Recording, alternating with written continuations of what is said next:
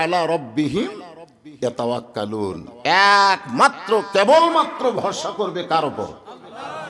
আমাদের ভরসা কার উপর? বর্তমান বাংলাদেশের মানুষ অধিকাংশই মুনাফিক হওয়ার চেষ্টা করতেছে। কি হওয়ার?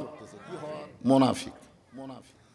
সামনে যে 7 তারিখে নির্বাচন হবে, কি যে হবে, আমি এক মাহফিলে বলছিলাম আগামী 7 জানুয়ারি কি হবে ভাই, তখন সমস্ত শ্রোতারা বলতেছে যা আসলো তাই, কিছুই হবে না, মাঝখানতে 2000 কোটি টাকা ধ্বংস হবে। জোরে খান কথা ঠিক কিনা? যা আসলো তাই। একটু মনোযোগ দিয়ে শুনবেন। ওমর ফারুক যখন আল্লাহর কোরআন তেলাওয়াত করে এই কোরআনের তাফসীর করতে যাবেন, এমন সময় পিছন দিকে একজন সাহাবী দাঁড়িয়ে আছেন, ও বসে নাই।